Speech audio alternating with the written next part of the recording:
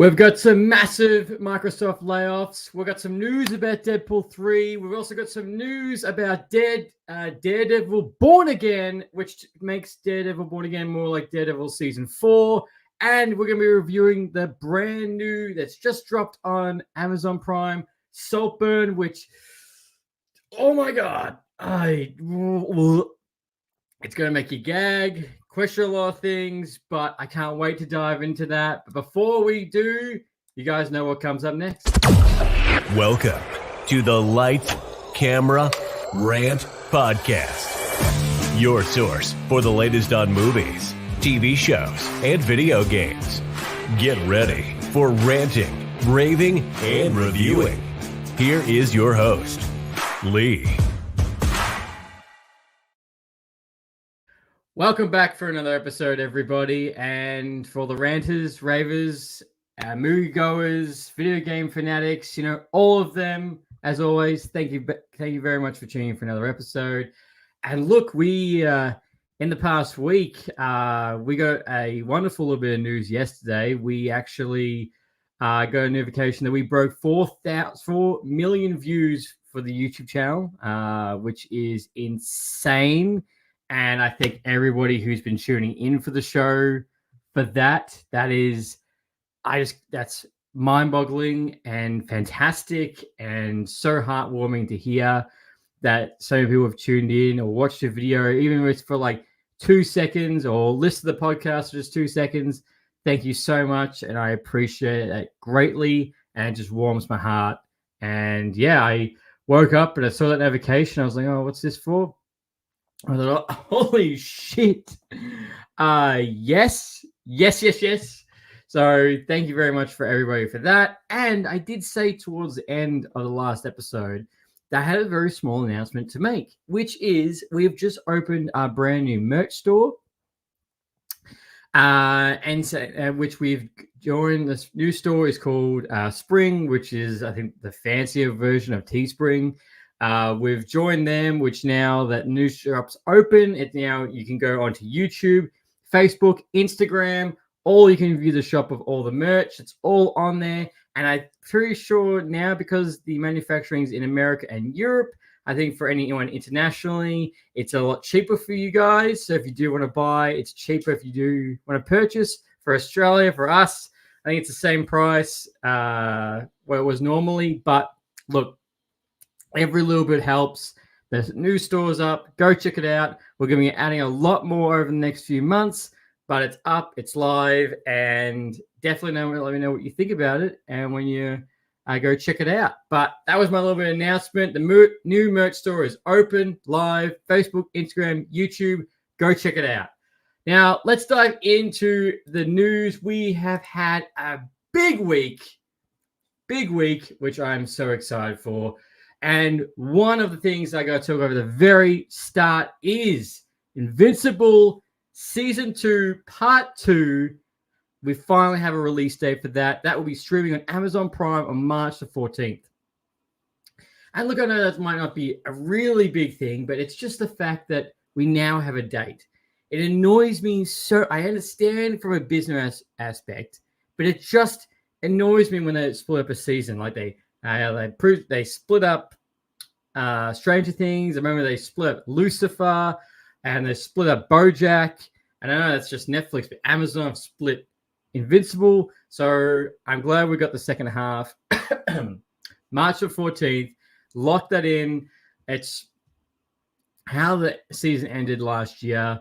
I kind of was expecting us to get it as soon as we did. I thought, we probably won't get the release down until Feb, and it'll probably be like April, some kind of bullshit.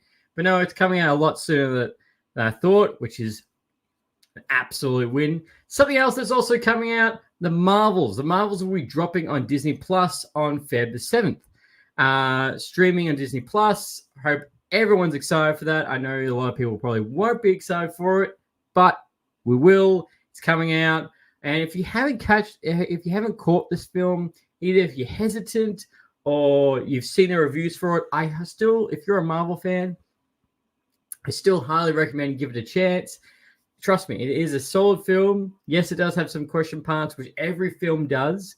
but I enjoyed it, and it also was very surprising because I went in with so low expectations into this, so low. But when I came out of it, I was like, actually, you know what? That was pretty good. That was pretty decent, and that was a lot better than Ant-Man Quantumania. That's for sure.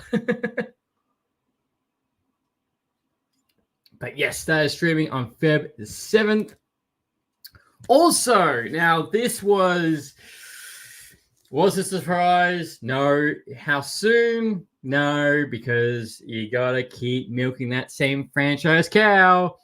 Jurassic Park 7 is currently in development at Universal. It's currently being written at the moment. One of the original writers from the original trilogy is coming back to write this. But yes, Jurassic Park 7. This will be a new era in the Jurassic Park universe. This will not be connected to the Chris Pratt verse. They're not expected to come back. So, but the thing is, the biggest thing for me is, where do you take Jurassic Park? Now, obviously, the concept was, as from the books, Park, dinosaurs go visit, all hell breaks loose. And then we got a sequel. And that was what happens when dinosaurs go to mainland. Then we got the third one, which happens when you have to return to the island. Oh, shit, there was a second island. And then we got the fourth one, which was what happens if they try and reopen the park. Again, the fifth one was what happens when they start splicing the animals together and they come back to the mainland. And then we got the sixth one, which was dinosaurs be releasing into the world. And the shitty thing was the fact that mosquitoes, was it mosquitoes? No, what was it? It was something else. They were just eating all the crops. They were the real villain of the entire movie that we got. So I just don't know where you're going. I just like to shout out K Daly on YouTube. Thanks for coming past, man. Always appreciate it. If you haven't, do go check out his channel. He does a fantastic job, and you should go have a look at it. But yeah, so I just don't know where they're gonna go. Like, do you reboot Jurassic Park altogether from scratch? Do you try and redo that classic, or do you? I don't know. Like, I don't know. Not sure where you could really take this, because even with Jurassic Park 4, they kind of redid the question, but in a more modern day. So, yeah, where are you going to take that, and how are they going to wrap it around? Well, look, if they even though they try to do a modern day Jurassic Park of the original film, it's just going to be a blend of Jurassic Park and Jurassic Park 4. So how it's going to look is going to be the most curious. Where the story is going to go is probably very interesting. That would be my biggest question mark. It was guaranteed the fact that there will be a new Jurassic Park coming. What shape or form that will be is up in the air. We do have the brand new Jurassic Park game coming out later this year called Jurassic Park Survival. So Jurassic Park fans, don't you worry. We've got a lot coming. And not to mention, I don't know how I just did that on the background of my screen. Don't know. I need to turn that off. It's also, we have the Netflix TV show Cretaceous Period. That's on Netflix at the moment. So definitely go check that out as well. Also for wrestling fans, wrestling fans and Netflix users, you're in for an absolute treat, as Raw will be exclusive on Netflix come January 2025. Now, that is for Canada, the UK, Latin America, and the USA. That will be happening on January the 2025. Now, not too sure entirely what that will mean for us in America and us in Australia, but the fact that it's going to be on Netflix, that's going to be so useful and handy. I don't like that move for WWE. Too much hassle. Cal on YouTube. Yeah, you think it's too much hassle for it to go on Netflix? I didn't see any bad comments about the move. Probably the more comments I saw was surprising. Not to mention, it's meant to be an insane amount of money that Netflix has been paying for this. And it's an absolute, the thing is, regardless if we don't like it or do like it, it's an absolute win for Netflix. They need, with their cash cow, Stranger Things coming to an end, they do need something else to really draw in the fans. Like, for example, like Stan has Stan Sports. So they've got all that entire market around how it's going. And I'd like to say hello to Andy on the YouTube as well. Thank you very much for coming past, sir. Greatly appreciate it. And I just don't know where they're going to go.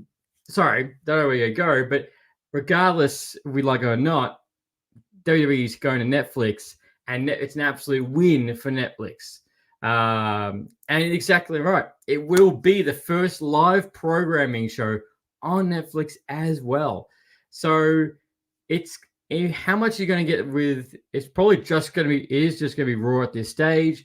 But if you got that massive WWE catalog on a Netflix as well, which I'm guessing they're hoping for, that would be insane. And there is meant to be a Vince McMahon Netflix documentary. I believe it's going to be dropping soon. I think it's this year. That's going to be dropping as well. So I guess they're just trying to do more together. But set your dials. January 2025, Raw hits Netflix. And no, Cal, no, it's the Raw ratings will not get any better with it being on Netflix, I don't think. Also, Daredevil news. So, Daredevil Born Again has gone through this massive turmoil, up and down, up and down. So, when we got this announced, we knew that Charlie Cox was returning for Daredevil and Vincent D'Onofrio was returning for Kingpin. Now, towards the end of last year, the entire show got completely reworked in a creative decision due to it could just do timing, what Marvel was going through at the moment, but the show's completely done a 360. Originally, there was going to be a lot of law show, very much like She-Hulk, but that's changed to less law show, more action, like the Daredevil TV show. And on top of that, and we've also got Foggy. Oh my God, I totally just forgot her name. I was just on the tip of my tongue. Foggy, and I forgot her name. She's also returning for Daredevil, which wasn't announced originally, but since that change, that has happened. And now Wilson Bethel has also going to be returning to play Bullseye in the upcoming show. Now, that's fantastic news, but it is turning more to be Daredevil Season 4, set in the MCU. Am I mad? Nope. I am excited. And thank you. Thank you, Aaron, Andy, Karen Page. I don't know. For some reason, I've had Susan in the top of my head. I'm like, it's not Susan. What are you talking about? Thank you. It's Karen, which we've also got past in this week. We've got leaked set photos, them together.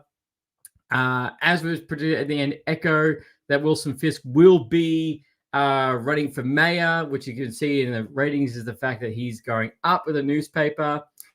Also, Annie on YouTube. Honestly, the more I now and see here about Born Again, the more it's more anticipated. It is a more anticipated, most anticipated Marvel project. You couldn't agree more. Right now, with all the all the Disney Plus TV shows at the moment, the next one that I am most excited for is Daredevil. Above we call it Agatha, the anime TV World Season 3, Daredevil Born Again is my next hot topic that I'm excited for. It is shitty the fact that it is not going to be dropping until 2025. Also, currently right now, which is a little bit disappointing, a little bit depends on how they structured overall, is the fact that originally it was announced it was going to be 18 episodes long. So I assumed 9 at the very start of the year, 9 at the end. Apparently, those episodes are currently in question, whether or not it's going to be 18 episodes long. So it might have changed with the creativity change in the show that it will be reduced. So I do look at 18 is a wonderful experience, but if we can at least get 12, almost like a normal Netflix show, can we at least get that? That would be great. That'd be fantastic. But Daredevil Born Again is turning into Netflix Season 4 Daredevil, and it's going to be in the MCU. Wilson Fisk is running for mayor. Vincent D'Onofrio said the fact that there's plans for him moving forward, going all the way up to Secret Wars and Spider-Man 4. I don't know how much I can contain my excitement for this, but even the fact that Bullseye, so even a loose end that we go at Season 3 is we're going to get that back. We're going to get that, and that's going to find out. We're going to see Charlie Cox, and we're going to see Daredevil. And on top of that, Charlie Cox, Daredevil, Bullseye, and Punisher all in the one. And it's just going to be... I don't know a single person who's not excited for this show at all. There's some little hype, whether you're a Marvel fan, Netflix Marvel fan, or you like that TV show, or Daredevil just in general. Everyone's excited for this show, and you know that Charlie Cox and Vincent D'Onofrio and, of course, Kevin Feige are going to want to make sure that this show lives up to the hype and more. Now, the question I don't know about is whether or not this will be under Marvel's new banner called Marvel Spotlight, where this show will be a bit more MA, more that high rain, more the blood. I hope it is to be a more line with Netflix show, but there's so far I don't think there's any confirmation that that is going to happen. But it's a full stack deck at the moment, and the leaked set photos, it's even better. Now, speaking of even better, Deadpool, another superhero staying with D. Deadpool has officially wrapped up filming, all done and dusted. Ryan Reynolds has posted on his lovely Instagram a crotch pic of Deadpool, saying that even though his bloodstains and everything in the suit, it is a wrap. Hugh Jackman's also posted his Instagram saying it's a wrap. Sean Levy, the director, has also said it's all done. We've got some lovely photos of them all together, but they are all ready for July 26th when this will be dropping this year. And this is, of course, the most anticipated Marvel movie of this year. And not only that, it's the most anticipated superhero movie for this year. Basically, Deadpool No Way Home is what we're getting on July 26th. Now, of course, there is no trailer out at the moment. Now, the Super Bowl is right around the corner. That is where it's rumored that we're going to get our first teaser trailer for Deadpool. Look, it would be silly the fact if they don't drop even the smallest teaser trailer, but at the same time, Disney probably doesn't really have to drop the trailer because it's going to cost a lot of money for just a minute trailer. And we know the fact that a teaser trailer that we're going to get at the Super Bowl is going to be so small until we get, of course, the bigger trailer. But yeah, it's all done. I'm so excited for this. I just can't, the fact that we're getting this, something, for years and years, this was a what if question. What if we finally got Hugh Jackman's Wolverine with Ryan Reynolds as Deadpool? We thought it was not going to happen, but we are. And this is going to be the very first R-rated, MA-rated Marvel movie in the MCU. So win. Absolute win. But the fact that they got to finish this filming, they should have finished filming last year, but because the strikes delayed a little bit further. So because of course now it will go on into post-production and get ready for that release. And with all the leaked set photos that I haven't been sharing on Instagram because I don't want to spoil anyone too much because I know there's a lot going into this. Haven't done a spoil, but from what I've seen, I want to hear. The thing is, what I want to hear, and I did put this question out to a lot of people on the Instagram, is I want to hear. I want to go into that theater and I want to hear that cheer again. I want to hear that Endgame cheer. I want to hear that Spider-Man No Way Home cheer again. I don't know. It's just after last year, see Ant-Man, Guardians Galaxy. Guardians Galaxy 3 was a little bit different. That was more cheering. That was more crying.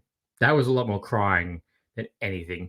And obviously in the Marvels, there was no cheering in that, except, no cheering at all. But I'm hoping that this is what this will be. And for Marvel, even though the fact that they've only got one Marvel movie coming out this year, it's going to be an absolute banger. Now, if it was just going to be Cat 4 or the Thunderbolts, that'd be a different story. But this is the winner. And it's all wrapped filming, so it's only a countdown until we get that first trailer. Now, this was no surprise at all. Power World versus Pokemon. So the Pokemon parent company has issued a statement that they will be investigating Power World.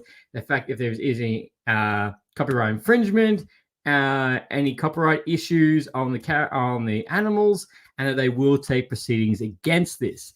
Now, I think that I understand the fact of why they would do that, but at the same time, it's like, well, these indie developers have made a video game, which, yes, it does have Pokemon lookalike characters. Yes, the fact there's guns, it's open world, there's crafting. The fact that they've made this game and it's completely blown up on Steam. So much, the fact is like 5 million people playing the game. It's second most played game on Steam at the moment. I think it's just more so the fact it's a jealousy that, look, they've made a game that they should have made, Nintendo should have made, but they keep making these games that's almost like copy paste. Oh, look, here's a little bit extra things, but copy paste. And then you have bunch of developers who try hard and make a game that everybody wants. It blows up, and you're like, oh, that's not fair. You can't do that. We're going to sue you. And look, yes, some of the characters are very close, but don't forget what happened with Sonic. Remember that with the rip-off Sonic is the fact that you go change this, and this, and it works fine, and you're all good. But yes, this is the story that's going to be constantly developing at the moment. I think every day this week, I've opened my Instagram. I've seen something about Power World, again and again and again. So the game is an absolute high. Like, hopefully it doesn't die off completely, but it is just kicking goals. And those indie developers that made this game, I tip my hat off to you. Just get ready for Nintendo to be knocking on your door. That's the only thing. Now, speaking of what's going to be knocking on the door going out, Microsoft. Unfortunately, Microsoft have laid off 2,000 of their employees due to restructuring, they said. Refocusing on their 22,000 people that they got on their team. They're getting rid of 2,000. This is just after their $69 billion acquisition of Activision and Blizzard. And you go, oh, look, we've just paid for this. We've just got this. We've got a bigger team. Let's get rid of 2,000 of you. And unfortunately, this being right now with more gaming developers going under, there's more downsizing and firing. This doesn't look good. And not for Microsoft and I read their entire statement. It just seemed like a bunch of bullshit, honestly. But the thing is, they did say that everyone who's been fired will be compensated with a package and incentives all together for them. But this is not something that you do when you've just bought another gaming company, another developer, and you just lay off 2,000 employees. Not to mention that you're about a $3 trillion company, and you say this. It doesn't look good. It's different from laying off 100 people here, 100 people there. But a mass exodus of 2,000 people, that's insane. And that doesn't build brand loyalty. That doesn't put any trust in the company. And for the rest of the employees, it doesn't look good at all. So this entire acquisition with Activision Blizzard has been up and down. There's been a lot of negative stuff about this, but opening your Instagram and seeing opening your news thing and seeing the fact that 2,000 employees have been let off at Microsoft is not what you want to see to start your day. And you just feel for every single one of them. And I do. I hope they all find jobs. I hope the incentive packages are decent, and they're all looked after of what's going to happen next. What that means and what kind of games and what's going to happen next, the quality, that's the next biggest question too. So it's all up in the air, but that's very sad news to see. Aquaman has gone out with a Bang! That is indeed correct. So Aquaman 2 has almost finished its run with $114 million, and it is the highest grossing DCEU sequel compared to Wonder Woman 2, Suicide Squad, Shazam 2.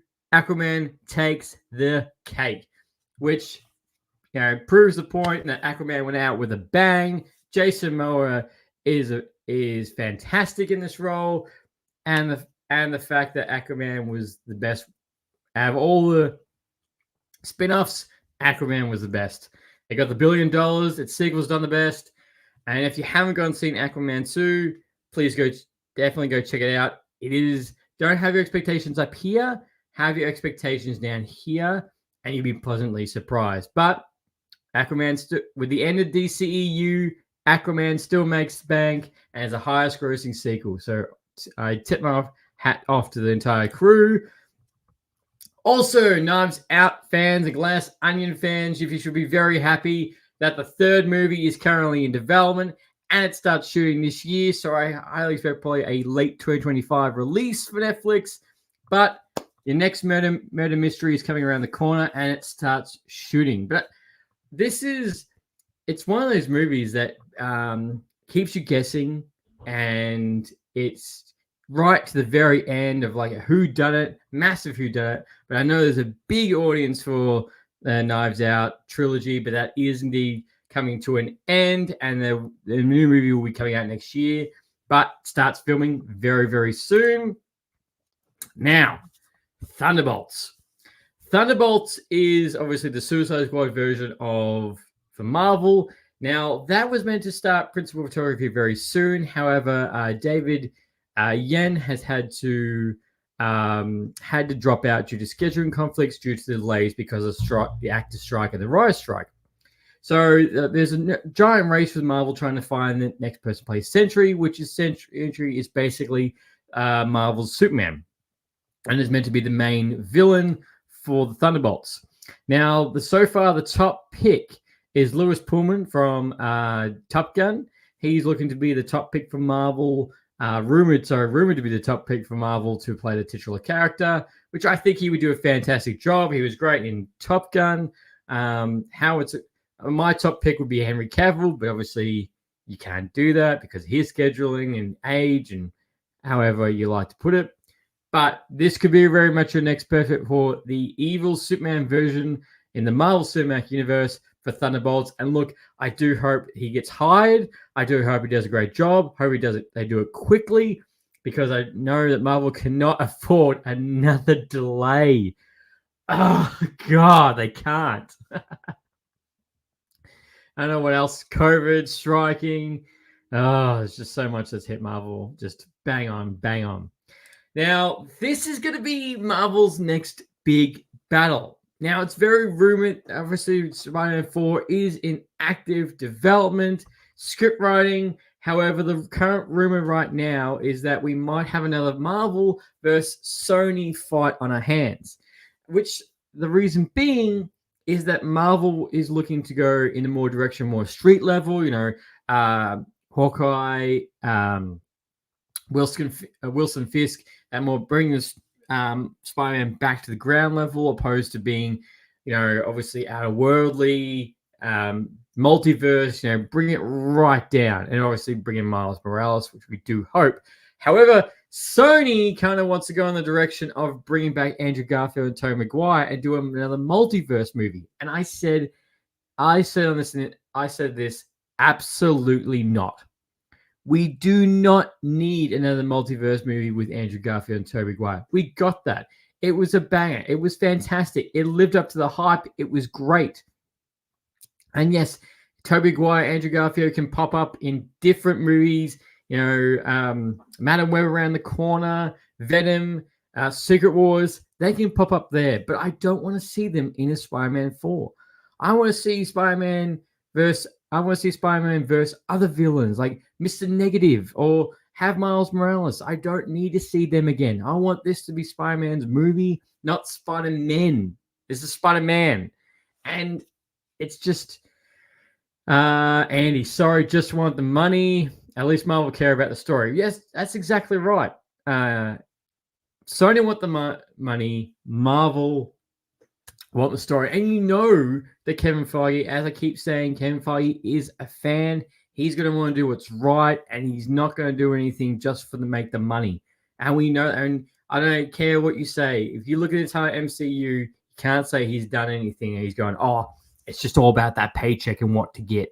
You know, he's never gone in that direction. He's always wanted to give the fans the right experience. And that's what Marvel needs to do with Spider-Man 4. And I'm pretty sure they know what direction they need to take it in. Not to mention, Tom Holland has said the fact that he will only do Spider-Man 4 if the story is good, to protect the Spider-Man trilogy that he's just wrapped up, which is totally fair. But how? So I hate the fact that Sony still has the rights to Marvel Spider-Man. It just shits me. Yes, this is going to be Sony's year with Madam Web, Kraven, Venom 3, but I just wish Sony would just give up the rights, or the fact that Disney just buy Sony pictures, just buy Sony, put them in with the rest of everything else, and just do that so we can have Spider-Man fold into the Marvel full time. And you know that's exactly what everybody wants. And Sony was dying, and they needed Marvel's help, and they got Marvel's help. We need a lost Spider-Man again right before Spider-Man 3 No Way Home. But yes, they need to do more street level. That's where Spider-Man needs to go. At the ending, he's got his own apartment. He's in the city. Obviously doesn't know what we're Ned and MJ at the stage, but Black Cat, there's just so much more you could do without going down that multiverse, and you'll need Doctor Strange to do as well. And I don't think Marvel would Marvel Studios will want to rehash that at all. It will ruin No Way Home. It will ruin it. But yes, that is the battle that currently apparently Sony and Marvel is having at the moment. Now, let's get on to our review for a movie that I originally wasn't going to go watch this. I saw the trailer for it in the theaters, and I thought, I'm not going to touch that. It's not my normal cup of tea. However, I heard a little bit of reviews for this movie and a couple of stories about this movie. And if you're looking for a psychological thriller in which the unlikable nerd kid tries to make friends with the popular kid, and it just goes just straight down to the weird area to make you even gag, this is the movie for you. Welcome to Saltburn. This is it's a psychological thriller, a black comedy. It's currently right now. It is streaming on Amazon Prime at the moment. Thank you very much, Andy. Haven't seen this yet, but I'll dip out and catch your review later. Peace out. Thank you very much for coming past, man. But definitely go check out this movie if you're looking for something a little bit weird and something you need to question a lot. But thank you for coming past, man. As I said, so Saltburn at the moment is currently streaming on Amazon Prime. It dropped on 26th of December. It had a very limited run back in November, and it made $21 million at the box office. Now, this is directed by M. Finland. She also did I'm just trying the Precious Young Women with Margot Robbie. She's also had acting roles, but this movie she wrote, directed, and produced, and this is only her second film, and she's done a outstanding job. Now, this has got a absolute stellar cast. It's got Barry Cogan, Jacob Elroy, Alison Oliver, Archie Madwicki, Richard E. Grant. Has a great cast. All the acting in this movie is just top notch, and it does keep you guessing for the entire time. Now, and not to mention, this has got 34 award nominations and categories that it will be going into. It's already won 2 awards, so the awards for this movie are just going to absolutely stack up. Now, this isn't a movie, I will say, for everyone. If you don't like things getting too gross, not gory and death and horror, but just gory in different other ways, or you are not lighthearted, that's probably another better word. Squeamish, I guess that's another one. This isn't the movie for you, but if you look for something a little bit intense, a little bit effed up, if you will, this is the one you want. So this movie set in 2006, Oxford for a quarter of the movie, and the estate, which is called Saltburn, which looks outstanding and makes me want to travel. The entire movie made me want to travel. I was like, I want to go to this place and I want to go overseas. And I watched this with my partner as well. So it's a movie which we're introduced to Barry.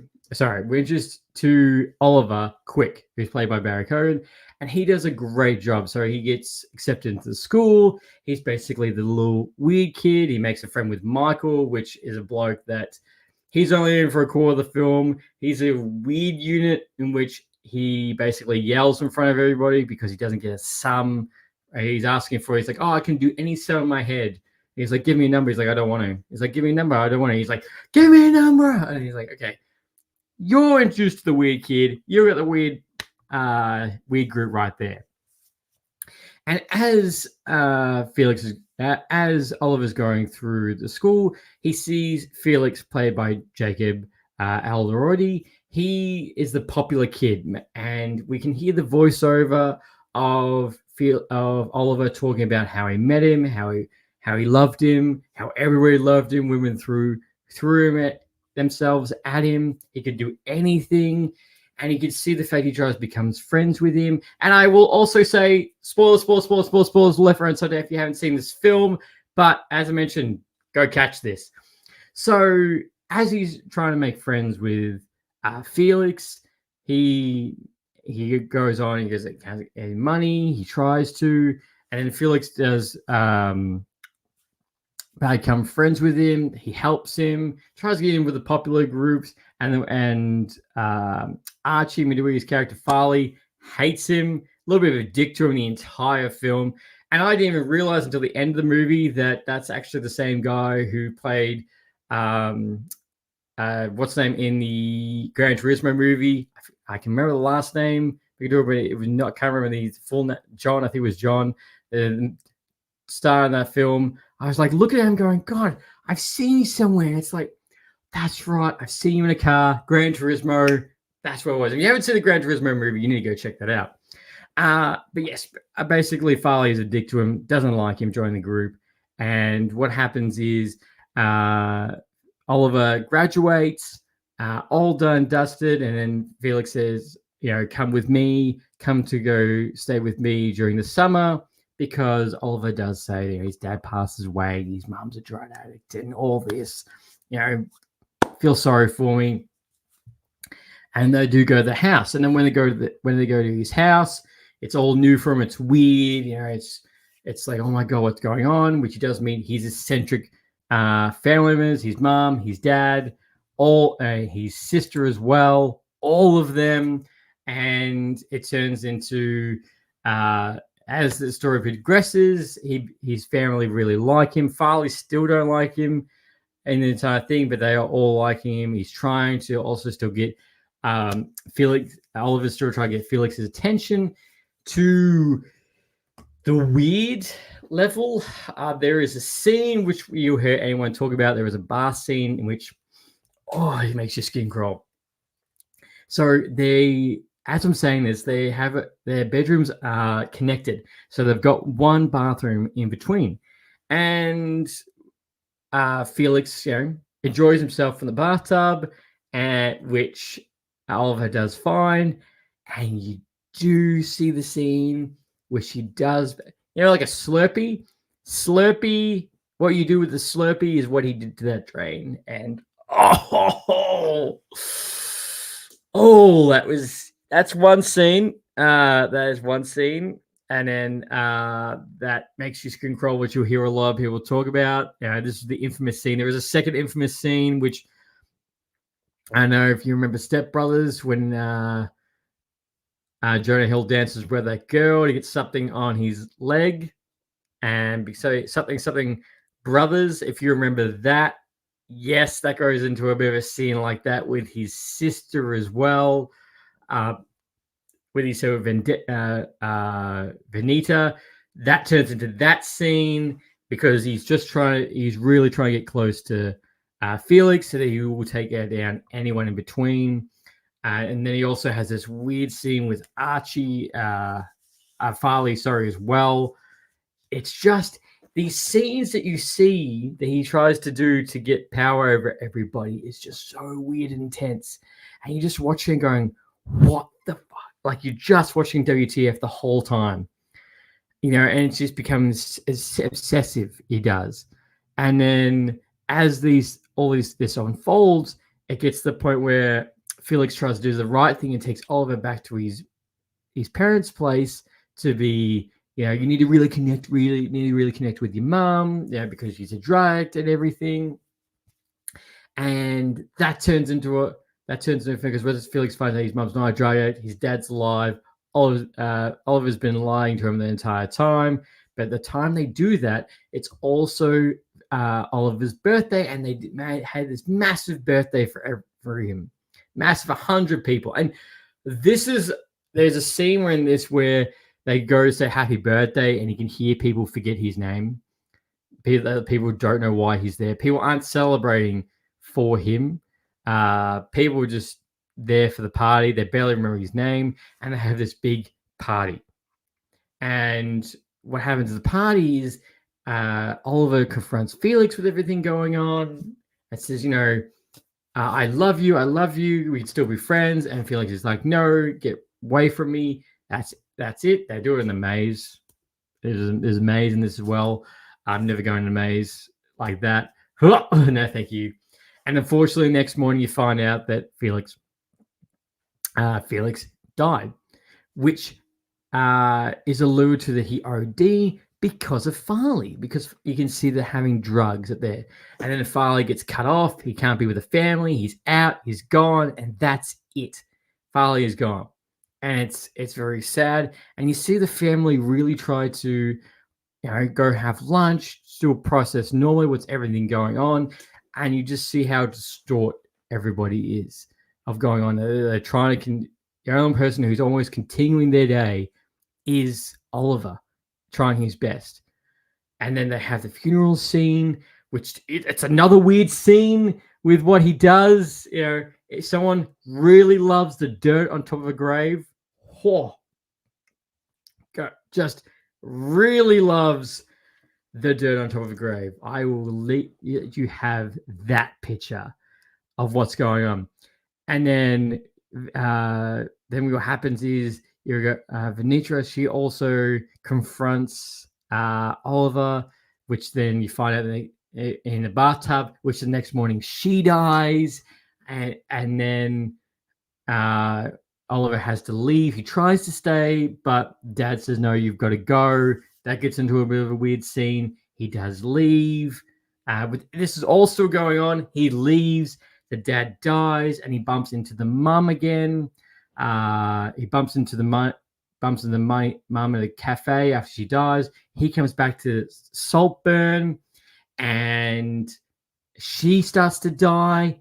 And you find out that the voiceover that he's been speaking to the entire time, recapping the events, is he's speaking to Elizabeth about what's going on because he's about to kill her. She's on life support. She gets ill, and then he kills her. And when he kills her, before he kills her, he's got the entire estate of Saltburn, their money, and everything. And you find out the fact that at the end, he's completely orchestrated the entire thing from the very start. Because a big thing in this movie that Oliver keeps hearing is from both from the sister, both from Farley. They keep saying, like, you don't belong here. This is not your world. You won't be coming back. This is just a dream. This is something you're going to tell your kids in your motel flat many years to come. But in the end, he wins. And then we get this scene at the end where he's just dancing through the entire place with music blaring and just going nuts and just naked. So yes, there is nudity in this. Straight up is nudity in this. And then they're at this at one of the last scenes, because one of the things that binds Oliver and Felix together is they mentioned that they have this old tradition that when someone passes away, you write their name on a rock and you throw it in the river. He kept the rocks from all the dead family members and put them on the table, and he's just smiling about what's going on. And you're just like, what the hell?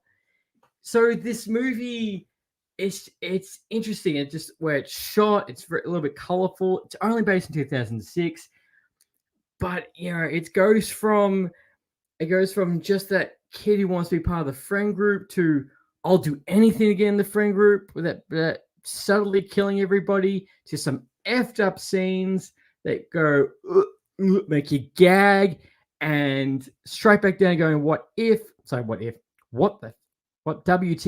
and then right back around all together going all this. So it's a movie that you could go back and watch again, knowing what happens in the ending and seeing all the little tidbits of the scenes once again. And it's interesting because why you just want to be friends with somebody. If they were more accepting, if they brought them together, didn't want to try and want to be together, if they want to be a dick to him, probably would have killed him.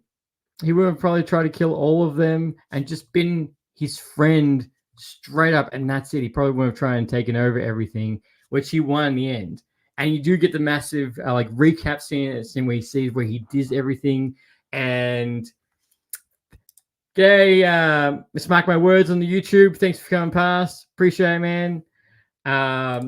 It's just you just watching it and just like, what is going on? But the scenes, I definitely recommend you watching this with your partner. I'd love to know if you do watch this with your partner, please let me know in the comments what happens when these 3 scenes that rock up make you question life and everything in between, and what their reaction was. But and my partner was like, what the fuck? What are you watching? I'm like, watching Saltburn. And then she sat down and she watched the entire thing with me. And she liked it. So this is a little bit of a gem. I guess it's a little bit of a gem. Not many people are watching it. It's because of these 3 scenes that make you go WTF. It's besides that gore, if you will, it is a really good film. It is solid, start to finish. And so far to kick off the year, being in January, this would have to be the best film I've watched so far. I've watched a couple of films this year, but there's so much in this year. But to kick off your year, I highly recommend Saltburn. It is going to make you question a lot, and it's going to make you want to travel. It's going to and all the cast did a fantastic job, and it's going to get the awards. Barry did fantastic. It's funny when I was looking, going, wonder if we're still going to Internals too. That's still up in the air. Yes, he's the guy from Internals. Don't forget that. And not to mention that also when I finished the film, I looked and gone, he is going to be playing the Joker in the Batman 2 next year, which I'm so excited for. So he's going to absolutely kill it. But, Saltburn, thumbs up from me. Fantastic. This is a film a must watch. And just some of the dynamics, you're just like, oh my God. But look, if you definitely enjoyed this review, I highly recommend you checking last week's episode, because we also wrapped up our review for Ted, the full season, top to bottom. We also wrapped that up. And next week, we will also be reviewing the ending of Percy Jackson Disney Plus TV show. We'll be wrapping that up as well. And hopefully, during the timing, we will also be reviewing Argyle, the brand new Matthew Vaughn film with Henry Cavill with the flat top. If you don't remember the movie name, you will remember the fact that Henry Cavill with a flat top haircut. I met some people who don't know the name of the movie, but they remember that trailer. I'm like, yes, it's that one. So that is coming too. And as always, I want to say thank you very much for everyone tuning in the episode. And until next time, happy ranting. Thanks for listening to Lights, Camera, Rant. If you like the show, don't forget to subscribe so you don't miss a single episode. While you're at it, leave us a rating and review, and be sure to tell your friends. Until next time, happy ranting.